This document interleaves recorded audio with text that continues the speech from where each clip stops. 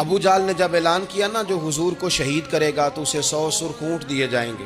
حضرت فضالہ بن عمیر ایک صحابی ہیں، کہتے ہیں میں عورتوں کا معاذ اللہ بڑا رسیہ تھا، تو کہتے ہیں میں خنجر بغل میں دبا کے نا تو طواف کعبہ کرنے چلا گیا. کہتے ہیں وہاں جب میں پہنچا تو میں نے دیکھا حضور بھی طواف کر رہے ہیں، تو نبی کریم نے مجھے دیکھتے ہی حضور میرے قریب آئے اور مجھے نہیں بتانا پڑا. حضور فرمانے لگے تیرا نام فضالہ ہے؟ میں نے کہا ہاں. تو محبوب فرمانے لگے کیا باتیں کر رہے ہو اپنے آپ سے؟ کہتے میں دل میں سوچ رہا تھا کہ طواف کرتے میرے قریب سے گزریں گے تو خنجر مار دوں گا. کیا باتیں کر رہے تھے؟ فضالہ کہتے ہیں میں تو جب آیا تھا تو ایک بی بی سے مل کے آیا تھا، میں نے کہا تھا کہ میں آج بڑی رقم لے کے آؤں گا اور معاذ اللہ تیرے پاس رات گزاروں گا. کہتے ہیں میں تو اس سے بات کر کے آیا تھا. اب حضور سید عالم صلی اللہ علیہ وسلم نے پوچھا تو فضالہ ہے؟ میں نے کہا ہاں. کیا باتیں کر رہے تھے اپنے آپ سے؟ میں نے جھوٹ بولا. میں نے کہا جی وہ تو میں تو ذکر کر رہا تھا اپنے دل میں. کہتے ہیں حضور مسکرائے اور مسکرا کے فرمانے لگے چل چھوڑ، جس کام آیا تھا وہ کرتا کیوں نہیں؟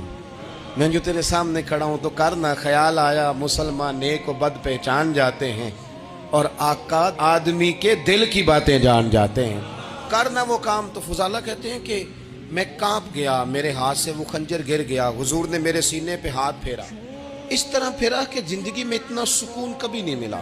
میں قرار محسوس کرنے لگا. کہتے ہیں حضور فرمانے لگے کیا وہ وقت نہیں آیا کہ تو کلمہ پڑھ جائے؟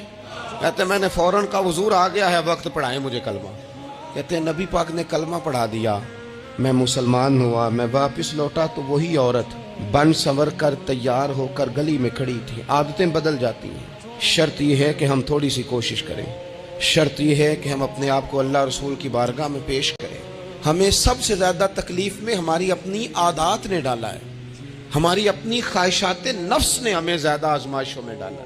کہتے ہیں وہ عورت بن سنور کے کھڑی تھی. جب میں واپس لوٹا تو پہلے میں اس کے پیچھے بھاگتا تھا، اب میں اس کے قریب سے گزر گیا تو اس نے آواز دی تو فضالہ نہیں؟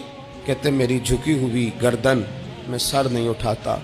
مجھے کہنے لگی تو وہ نہیں ہے جو فضالہ ہے؟ میں نے کہا ہوں میں فضالہ، پر وہ والا نہیں جو تجھے ملا کرتا تھا. کہا تو اب کون ہے؟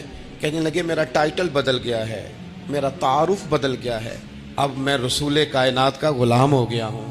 ہم لوگ مجھے مسلمان کہتے ہیں، اب میری نگاہوں میں جچتا